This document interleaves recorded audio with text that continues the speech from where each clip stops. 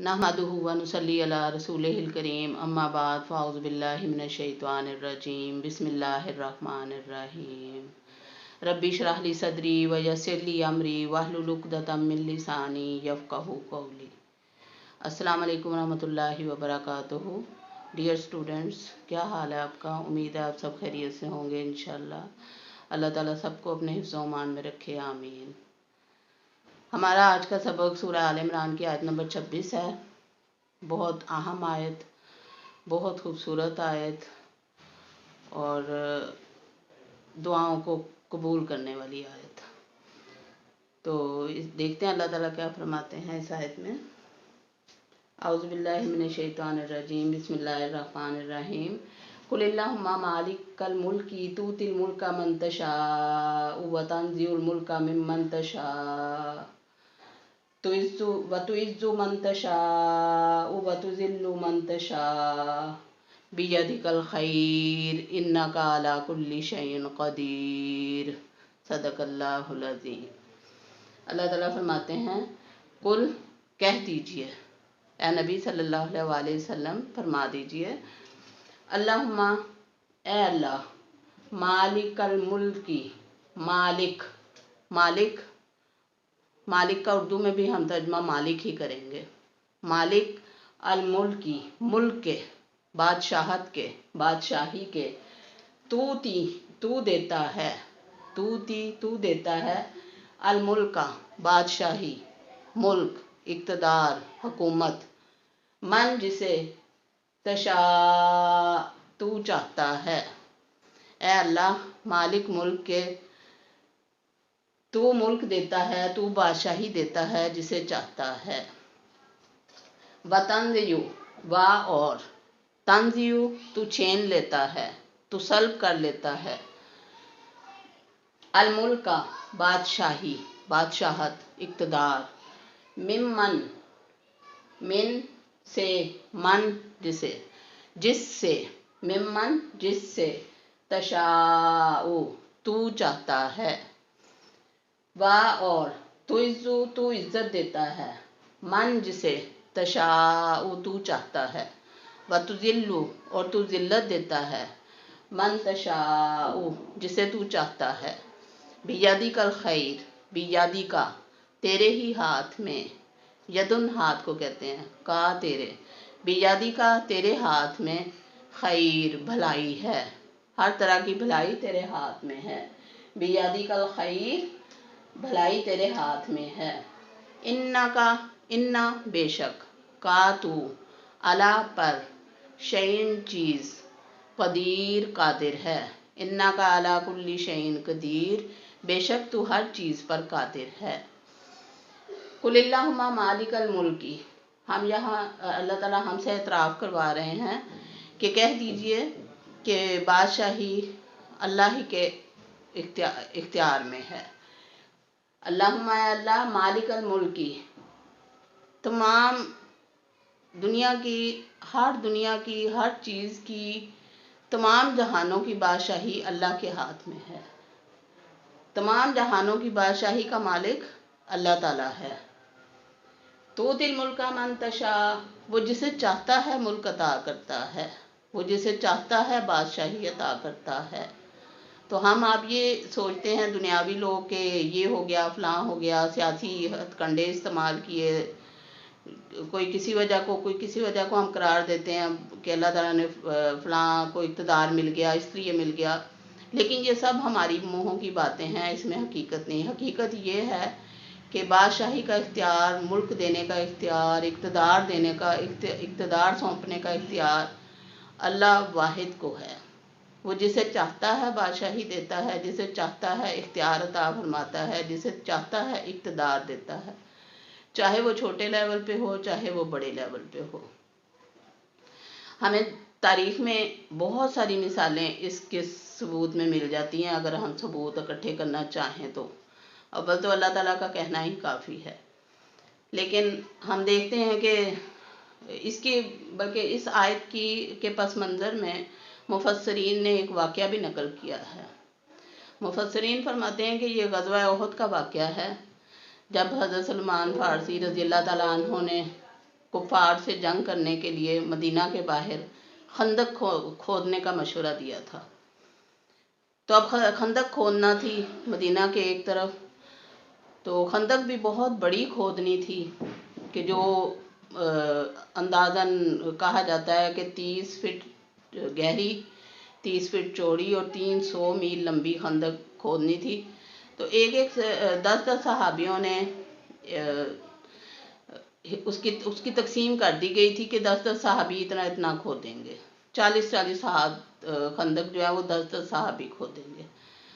اب موسم بھی سرد تھا اور غربت بھی تھی اور ظاہرہ دشمن کا خوف بھی تھا اور اسلام بھی نیا نیا آیا تھا، لیکن جو صحابہ نبی پاک صلی اللہ علیہ وسلم پہ دل و جان سے ایمان لا چکے تھے وہ اس کام کے لیے تیار ہو گئے تھے، اور نبی پاک صلی اللہ علیہ وسلم خود بھی لگے ہوئے تھے ان کے ساتھ۔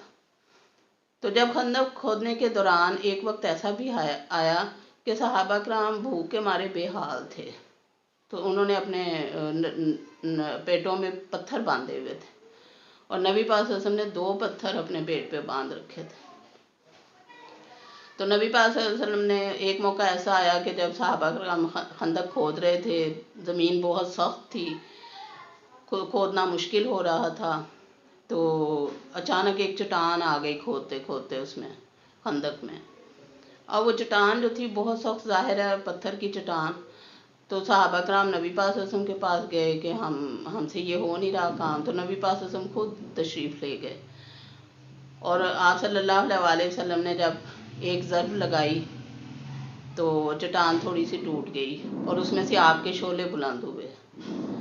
صحابہ کرام نے بھی دیکھا یہ منظر، تو آپ صلی اللہ علیہ وسلم نے فرمایا اللہ اکبر، مجھے شام کی چابیاں دے دی گئیں، ملک شام کی چابیاں دے دی گئیں، اور میں ملک شام کے سرخ محلات کو اپنی نگاہوں کے سامنے دیکھ رہا ہوں۔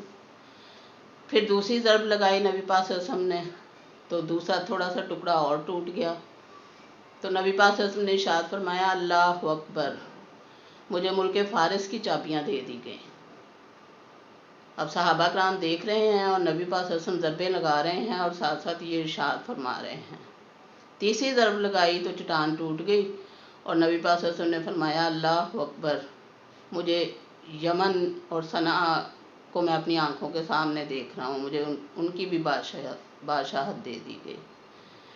اب اتنا مشکل اور کڑا وقت ہے، سارا دشمن، سارا علاقہ اکٹھا ہو کے مسلمانوں کے خلاف جمع ہو رہا ہے، یہودی اور کفار و مشرکین، منافقین سب اکٹھے ہوئے ہیں، اور اتنا مشکل وقت ہے، خوف کا عالم ہے، جنگ کا عالم ہے، بھوک کا عالم ہے، غربت ہے، محنت ہے، لیکن ان حالات میں نبی پاک صلی اللہ علیہ وسلم یہ ارشاد فرما رہے ہیں۔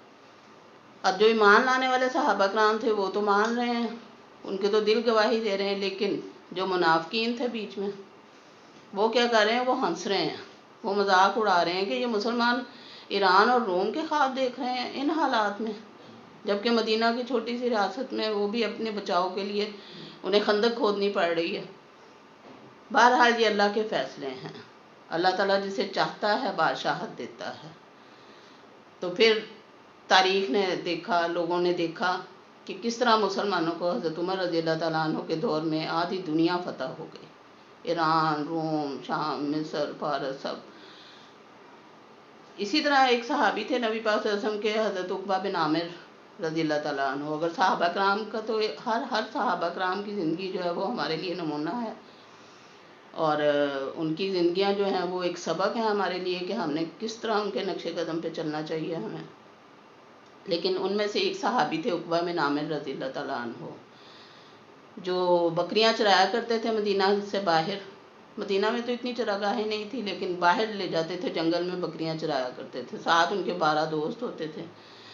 اب جب نبی پاک صلی اللہ علیہ وسلم مدینہ میں آئے ہیں، ان کو پتہ چلا کہ نبی پاک صلی اللہ علیہ وسلم آ گئے ہیں، تو انہوں نے سوچا کہ اب ہم اپنی بکریاں چرائیں کہ نبی پاک صلی اللہ علیہ وسلم کے پاس جا کے اسلام سیکھیں۔ تو فیصلہ یہ ہوا کہ ایک شخص جائے اور وہ نبی پاک صلی اللہ علیہ وسلم سے باتیں سن کے آ کے ان کو تعلیم دے۔ اب سارے دوست پورے ہو گئے، 12 کے 12، انہوں نے نبی پاک صلی اللہ علیہ وسلم کے پاس جاتے، وہ روز آ کے خبریں آ کے باقیوں کو بتاتے۔ تو عقبہ بن عامر رضی اللہ تعالیٰ عنہ جو تھے وہ سوچتے ہی رہ گئے کہ میں اب بکریوں کو سنبھالوں یا میں جاؤں، کیونکہ انہیں اپنی بکریوں سے بہت محبت تھی۔ لیکن آخر ایک وہ دن بھی آیا کہ جب عقبہ بن عامر رضی اللہ تعالیٰ عنہ نے فیصلہ کر لیا اللہ کے حکم سے، تو وہ نبی پاک صلی اللہ علیہ وسلم کے پاس تشریف لے گئے اور کہنے لگے یا رسول اللہ صلی اللہ علیہ وسلم میں بیعت کرنا چاہتا ہوں۔ تو نبی پاک صلی اللہ علیہ وسلم نے فرمایا کون سی بیعت؟ بیعت ہجرہ یا اسلام کی؟ تو کہنے لگے کہ بیعت ہجرہ کرنا چاہتا ہوں، میں ہجرت کرنا چاہتا ہوں، میں سب چھوڑ کے آپ کے پاس رہنا چاہتا ہوں۔ تو نبی پاک صلی اللہ علیہ وسلم نے فرمایا ٹھیک ہے، آپ صلی اللہ علیہ وسلم نے بیعت کر لی۔ اب حضرت عقبہ بن عامر نبی پاک صلی اللہ علیہ وسلم کے ساتھ ساتھ ہیں، ان کی خدمت میں ہیں، اور وہاں اصحاب صفہ میں شامل ہیں، اور وہاں صفہ پہ بیٹھ کے تعلیم حاصل کر رہے ہیں، دینی تعلیم، بہترین قاری بن گئے، بہترین معلم بن گئے، بہترین عالم بن گئے، اور غازی بن گئے، اور نبی پاک صلی اللہ علیہ وسلم کے خدمت گزار تو تھے ہی۔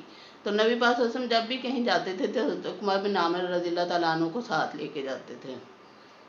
ایک دفعہ سواری میں تھے تو آپ صلی اللہ علیہ وسلم جا رہے تھے، سواری پہ سوار تھے، تو تھوڑی دور جا کے آپ صلی اللہ علیہ وسلم نے فرمایا کہ عقبہ اب تم آ جاؤ اوپر، اور خود نیچے اتر گئے۔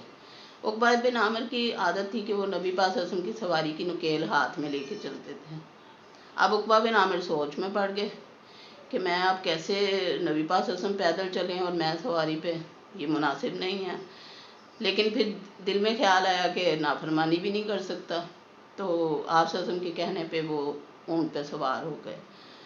تھوڑی دیر بعد پھر شرمندہ ہوئے خود میں ہی اور اترے، کہنے لگے یا رسول اللہ صلی اللہ علیہ وسلم میں نہیں یہ کر سکتا، آپ چڑھیں اوپر، آپ بیٹھیں، میں چلتا ہوں۔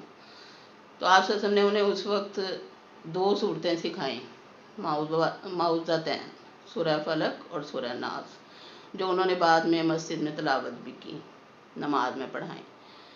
تو یہ عقبہ بن عامر تھے جو بھیڑ بکریاں چرانے والے عرب بدو۔ مقام ان کا دیکھیں کہ جب مصر فتح ہوا تو انہیں مصر کا گورنر بنا دیا گیا۔ انہوں نے دمشق اور مصر فتح کیا اور اس کے بعد ان کو مصر کا گورنر بنا دیا گیا۔ یہ اللہ کی شان ہے، اللہ جسے چاہے ملک دے اور جسے چاہے چھین لے۔ اور اس زمانے میں جو یہودی پڑھے لکھے دولت مند لوگ تھے، ان سے کیسے اللہ تعالیٰ نے اقتدار چھینا؟ پہلے وہ مدینہ سے نکالے گئے، پھر خیبر سے نکالے گئے، اور کس طرح ان کو اللہ تعالیٰ نے ان سے اقتدار چھینا یہودیوں سے، اور سیادت جو پوری بنی اسرائیل سے چھین کے مسلمانوں کو دے دی گئی، مذہبی سیادت۔ یہ بھی اللہ تعالیٰ کے اقتدار کی ایک مثال ہے۔ پھر ہم دیکھیں حضرت یوسف علیہ السلام کا واقعہ، آپ سب پڑھتے ہیں، سب جانتے ہیں کن حالات میں تھے حضرت یوسف علیہ السلام، کس طرح ان کے بھائیوں نے انہیں کنویں میں پھینکا، اور وہاں سے کیسے نکلے اور نکل کے وہ مصر گئے، اور پھر وہ کتنے بڑے عہدے پر فائز ہوئے، اور کس طرح انہوں نے بادشاہت کی۔ یہ سب ہمارے سامنے مثالیں ہیں۔ توتی الملک من تشاء، جسے وہ چاہتا ہے ملک عطا کرتا ہے، اور جس سے چاہتا ہے وہ ملک چھین لیتا ہے۔ حضرت ابراہیم علیہ السلام کی مثال لے لیں، بڑی مثال ہمارے سامنے ہے۔ آگ میں ڈالا گیا انہیں ملک بدر کر دیا گیا، لیکن پھر کیا نتیجہ ہوا کہ اللہ تعالیٰ جو چاہتا تھا وہ ہوا، اور اللہ تعالیٰ نے آل ابراہیم کو دنیا والوں پر غالب کر دیا، کیونکہ اللہ تعالیٰ اپنے ہر معاملے میں قادر ہے، قدیر ہے، وہ جو چاہے کر سکتا ہے۔ تو توتی الملک من تشاء، وہ جسے چاہتا ہے بادشاہی عطا کرتا ہے۔ اس پہ ہمارا ایمان ہونا چاہیے۔ اللہ تعالیٰ فرماتے ہیں قل اللہم مالک الملک توتی الملک من تشاء، کہہ دیجئے اے اللہ مالک بادشاہت کے، تو جسے چاہتا ہے بادشاہی عطا کرتا ہے۔ وتنزع الملک ممن تشاء، اور جس سے چاہتا ہے بادشاہت چھین لیتا ہے۔ وتعز من تشاء، اور جسے چاہتا ہے عزت دیتا ہے۔ وتذل من تشاء، اور جسے چاہتا ہے ذلت دیتا ہے۔ بیدک الخیر، بھلائی تو تیرے ہی ہاتھ میں ہے۔ اب خیر کا مطلب بھی ہمارے ہاں کچھ اور ہے ہماری ڈکشنری میں، اور اللہ تعالیٰ کے ہاں کچھ اور ہے۔ ہم جس چیز کو بہتر سمجھتے ہیں اپنے لیے، اور ہو سکتا ہے وہ اللہ کی نظر میں بہتر نہ ہو، اور جو اللہ کی نظر میں بہتر ہوتی ہے وہ ہم سمجھتے ہیں کہ شاید ہمارے لیے بہتر نہیں ہے۔ تو اللہ تعالیٰ جو کرتا ہے وہ خیر ہی ہوتی ہے، اس پر ہمارا ایمان ہونا چاہیے۔ انک علی کل شیء قدیر، بے شک وہ ہر چیز پر قادر ہے۔ اللہ تعالیٰ کی بے شمار صفات ہیں، لیکن ہم اندازہ نہیں لگا سکتے کہ وہ کتنا قادر ہے، کتنا وہ رحیم ہے، کتنا کریم ہے، کتنا وہ اقتدار رکھنے والا ہے، کتنا وہ اختیار رکھنے والا ہے۔ ہمارا ذہن جو ہے وہ نہیں سوچ سکتا۔ اس کے لیے ایک لفظ قرآن نے استعمال کیا، کلن، انک علی کل شیء قدیر، کل شیء، ہر چیز، دنیا جہان، تمام جہانوں کی ہر چیز کل کے لفظ میں سما جاتی ہے۔ تو کل کا لفظ جو ہے وہ اللہ تعالیٰ کی تمام صفات کو ڈیفائن کرتا ہے۔ کل شیء قدیر، کل شیء شہید، تو اللہ تعالیٰ ہر چیز پر قادر ہے، اللہ تعالیٰ ہر چیز پر گواہ ہے، اللہ تعالیٰ سب کچھ کر سکتا ہے۔ اس بات پر ہمارا ایمان ہونا چاہیے۔ یہ آیت اس لحاظ سے بھی بڑی اہم ہے کہ نبی پاک صلی اللہ علیہ وسلم نے حضرت معاذ بن جبل رضی اللہ تعالیٰ عنہ سے فرمایا تھا کہ جو یہ آیت پڑھ کر دعا کرتا ہے، اس کا پہاڑ برابر بھی قرضہ اس کے اوپر ہو تو اللہ تعالیٰ وہ اسے نجات دے دیتا ہے، اس کا قرض ادا ہو جاتا ہے۔ لہذا جو مقروض لوگ ہیں انہیں یہ آیت کثرت سے پڑھنی چاہیے، اور اپنی دعاؤں سے پہلے، دعا جب انسان کرتا ہے نماز کے بعد تو پہلے یہ آیت اگر پڑھ لیتے ہیں 1 بار یا 3 بار تو وہ دعا کی قبولیت کے لیے بہت مؤثر ہوتی ہے۔ اللہ تعالیٰ کو یہ آیت اس لحاظ سے بہت پسند ہے، لہذا اپنی دعاؤں میں شروع میں آیت الکرسی کے بعد یہ آیت پڑھنی چاہیے اور پھر دعا مانگنی چاہیے نبی پاک صلی اللہ علیہ وسلم پر درود و سلام بھیجنے کے بعد۔ اللہ تعالیٰ ہمیں توفیق دے۔ اس آیت میں ہمارے لیے یہی سبق ہے کہ اللہ تعالیٰ کی قدرت کاملہ پر ایمان رکھا جائے، یقین رکھا جائے، کچھ بھی ہو جائے اپنا دل چھوٹا نہ کیا جائے، یہ سمجھا جائے کہ اسی میں میری بھلائی ہے، اسی میں خیر ہے، کیونکہ اللہ تو ہمارا بھلا ہی چاہتا ہے، جو بھی ہمارے ساتھ ہوتا ہے وہ ہمارے بھلے کے لیے ہوتا ہے۔ اور اس آیت کی تلاوت کو اپنا معمول بنایا جائے، خاص طور پہ دعا مانگنے سے پہلے اس آیت کو پڑھا جائے۔ وما علینا الا البلاغ۔ سبحانک اللہم و بحمدک، اشہد ان لا الہ الا انت، واستغفرک واتوب الیک۔ اللہ حافظ۔